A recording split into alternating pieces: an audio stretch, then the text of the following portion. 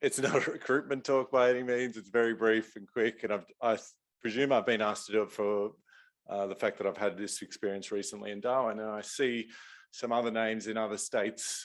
Danielle, hopefully she's there looking after the Victorian candidates. So if I just a bit about who I am and where I've come from, I've got this. So I'm at Macquarie as well as ISHC, but I'm down in Wollongong as a VMO there. I also head as far as Nowra, and in the start of this year, or start of 2021, I had the opportunity to go to Darwin as a visiting consultant as part of the Darwin workforce. So we essentially are obviously wanting trainees to move out of the city and populate everywhere. We need more in regional centres. My experience at Wollongong's been fantastic. I started off as a locum there, and there was Rob Knight and Peter Hirsch. I was doing the locum job until Matt Starr came back. But now we've expanded to 4, and then Francesca's come on board. So to watch a department literally grow and bring in trainees, so start with unaccredited registrars, start with 1, move to 3, get a set trainee. These are very rewarding things to do as part of your early days, and to see them grow. And obviously you do get a lot more experience or a lot more opportunities in regional settings where you're not fighting for the cases, because there isn't anyone else to do them. Darwin Workforce came about because of COVID essentially, and also some the collapse of the plastics fraternity up there in Darwin in around 2016 or so. They'd had locum consultants coming in and out. ASF took it over and said, we'll have a regularly rotating group of consultants come through for 2 years. That end of that 2 years comes up this year, and we're still rotating through. People come for as little as a couple of weeks. I think Prof Morrison was there before me for 2 weeks, and then I was there for about 3.5 months. So everyone's different as to how much time they can give, but lots of people have given from different points in their career. So obviously it's a bit easier when you're starting out to be able to do that. I don't have a family that I have to uproot and bring up there, but certainly there have been consultants that have brought up their kids, put them in school and taken extended time, basically treated it like a sabbatical. So there's all types. It's attracted. This photo is, I think it was Danielle's last day. I can't quite remember now, but on the left of me are our essentially senior registrars, although they're consultants back in India.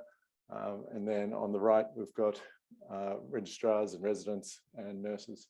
So, and Danielle's in the middle next to myself on my right. So I was there with 6 weeks, had the fortunate time to be there with Danielle for 6 weeks. And then following on that, Kirsty McGill came after that, and Jill Farrell. I was thrown in at a time where COVID was causing us to isolate for 2 weeks. I think a hotspot came, so I arrived, and that was my accommodation there in the hospital. And I was told if I had to go in for emergency, I'd have to put on PPE and go into the hospital. Otherwise, I was to remotely look after the registrars. And then that lasted for a few days until the hotspot was revoked where I'd come from, and that's what I moved into. So it was sort of stark contrasts, and that's what you find in Darwin a lot. It's that sort of juxtaposition. It's a really beautiful city for those who haven't visited, a lot of fun, and a really close network of people that you meet. This is us at the, Kirsty and I at the outdoor cinema, and then that's the Mindle Beach markets there on the left with other colleagues that you get to work with. I'm not going to talk much about the medicine. You can imagine the medicine it's fantastic. It's everything. It's late presentations. It's 60% Indigenous that come through the doors. It's huge cultural differences. You have to get in there and work out how you're going to communicate to people that just have a different way of living and a different ideology in some respects, and making it work. There are cultural educations, but for me, the reason I jumped at this, these characters down here, my parents, Mum on the right, she was the GP on this island. This is the TB Islands. She worked there since about 1999 till mid 2000s, and Dad helped run the footy. He loves that. and they really contributed to this community and loved it. And so it was a really easy decision for me to be able to step away and do something like this. And it was awesome to be able to get back onto that island for their grand final, which is a huge cultural event up there.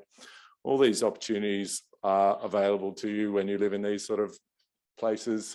It's very easy to do. This is the art sale that goes along with that footy grand final. This guy, this painting that we're looking at, Alfonso is the artist. He's been in the NGV as well as Adelaide recently.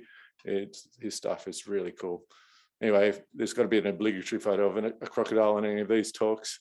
But I guess what you've got to do when you're thinking about this sort of stuff, if you're going to go regional, is it going to be the best thing for you at your time? You know, you've got to weigh up your social things, your family, what sort of lifestyle you want, and your scope of your practice. If you want to be busy quickly, that's the way to do it. You go regional, and we still have massive places that, you know, need plastic surgeons. So regional can be Wollongong, can be Newcastle. It doesn't have to be as remote as this.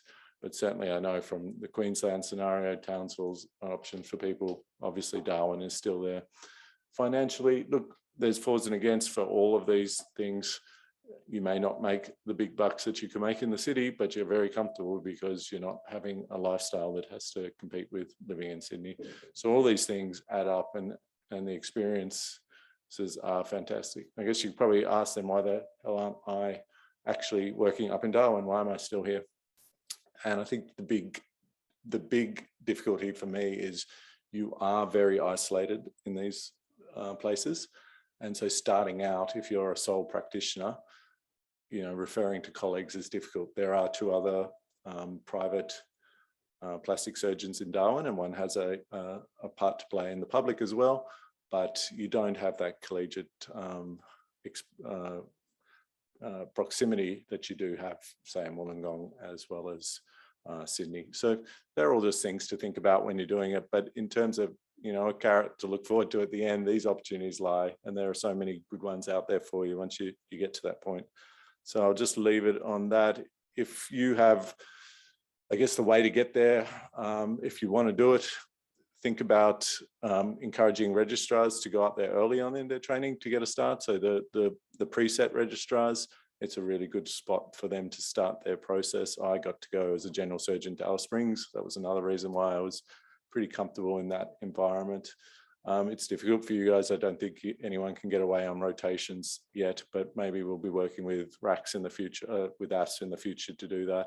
But obviously looking at the SEP 4s, SEP 5s coming out, this is a real thing that you could do in the future if you're interested. Okay, I'll leave it at that.